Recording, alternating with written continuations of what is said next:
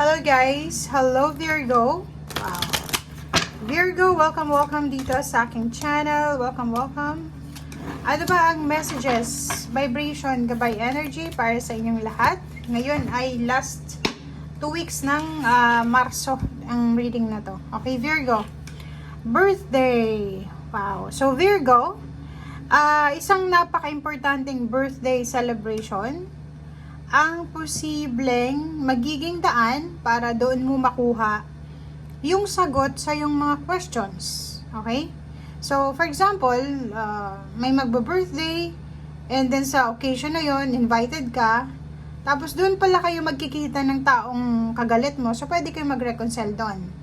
Or siguro through the birthday celebration, o kung ano man tong significant na birthday celebration na to, ay posibleng ito yung panahon para mag-clear lahat ng mga misunderstanding.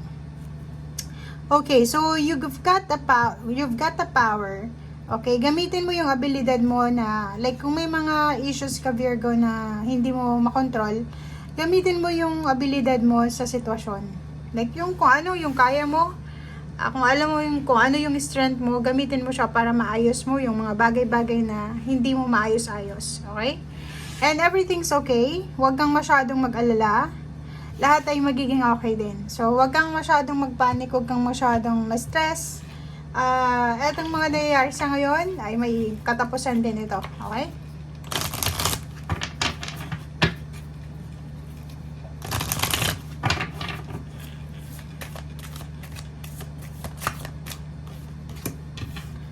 Okay. O, diba? Parang ano ka dito? Sinasabi ng baraha mo dito, Virgo, na revealing radiance. Parang ikaw yung liwanag ng mundo. Diba? Like, for example, may mga problema sa pamilya, may mga nag-aaway, may mga kompetisyon, may misunderstanding. Pwedeng ikaw yung maging ilaw or ikaw yung maging daan para maayos kung ano man itong mga hindi naaayos. Like trabaho, negosyo, or relationship. Okay? Next is breaking barriers. Dito sinasabi na yun. You're free, Virgo. Okay? Huwag kang matakot. Nakikita ko sa inyo dito na, yun na nga, medyo nag-aalala kayo dito. Kaya sinasabi sa inyo ng bara, everything's okay. Don't worry. Kasi nag-aalala ka siguro sa mga parating. Like, hindi ka sigurado eh. Hindi mo alam. Ano yung mangyayari sa buhay ko 1 year, 2 years, 3 years, 4 years, 5 years from now? Ano kaya, parang nakikita mo yung sarili mo na hindi ka sigurado sa mga posibilidad na mangyayari sa future. So, be free, 'di ba? So, wag mo ilagay yung sarili mo sa limitation. Okay? So, pakawalan mo yung iyong doubt, self-doubt. You've got the power. And gamitan mo yung abilidad mo nga, di ba? So, be positive. And yung pagiging negative is a waste of time yan, guys. Masasayang lang yung oras mo sa pag-aalala. Masasayang lang yung oras mo sa mga pagpapanik, overthinking, overanalyzing. Kasi, useless yan eh, di ba? Mag-overthink ka, tapos hindi naman nangyari. So, instead nag-overthink ka, itulog mo na lang yan. Or siguro, mag-relax ka na lang. Spend time sa nature, spend time sa family, mag-ground ka sa sarili mo. Yun yung mas maganda. Okay? And be at peace. Okay, so Prince of Disc. Wow. Are you expecting money? Diba? So, parang nakikita natin dito na may parating na pera. May parating ditong pera. Or kung single ka, posibleng may mag-o-offer sa'yo ng relationship.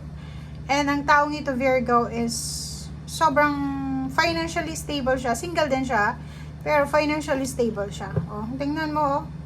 Back to back yung prince and the princess, diba? It's your energy siya. It's either ikaw to, Virgo, and mag-o-offer sa'yo ng love and work, money, partnership, alliances, or kung ano pa man, is Virgo din, Capricorn, or Taurus. So, nakikita natin dito na hindi lang manliligaw, kundi maraming interesado sa'yo.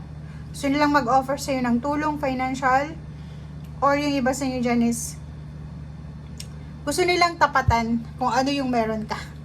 Diba? Ang galing. So, Nine of Cups, nakikita natin dito na isa sa mga wishes mo, isa sa mga wini-wish mo, ang posibleng matupad. So, lalo na, etong iba sa inyo dito na single na Virgo na nagmamanifest or ina-affirm na sana yung manligaw sa akin, sana yung nililigawan ko is financially stable, hindi lang relationship yung makuha ko sa kanya, kundi pera din. Okay, so yun. Yun. So, nakikita natin dito Virgo na sobrang maganda, harmonious, positive, balance, ano pa ba? Positive ito na relationship, partnership, or sa usaping pera, sa usaping relationship or family life, personal life, sobrang tahimik yung buhay mo ngayon. Okay? Diba? So, nasa celebration ka din sa 15 days na to, last 15 days ng March. Ikaw ay posibleng imbitado sa isang birthday celebration or ikaw ay nagse-celebrate. Diba? So, pwedeng may reunion, pwedeng merong mga okasyon, family, or kano pa man. Okay, Two of Swords, Queen of Cups. O, diba? So, nakikita mo to, ang dami-daming nag-o-offer or marami kang pwedeng pagpilian na pasukin or pasukan na trabaho. Diba? So, for example, hindi ka naman naghahanap ng trabaho, pero nakikita mo na ang dami-daming available na pwedeng pasukan ng trabaho. So, ang nakikita ko sure dito, hindi ka masyadong nagpapanik tulad ng dati. Di ba? Yung dati sobrang nagpapanik ka kung saan ba ako pwedeng maghanap ng trabaho, saan ba ano ba yung magiging source ng income ko, ganito, ganyan. But, this last 2 weeks ng March is sobrang kalmado lang, peaceful, balance, and alam mo kung ano yung mga steps na gagawin mo. Okay? So, meron din na good news dito. Pwedeng may good news from your loved ones, especially if any relationship ka.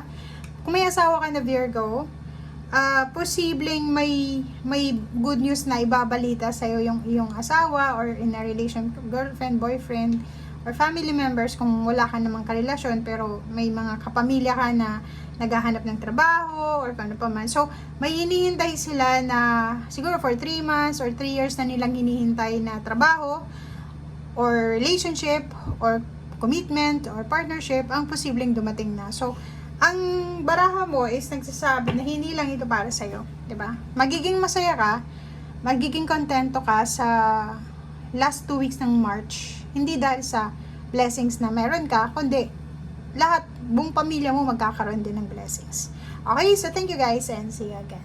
Bye!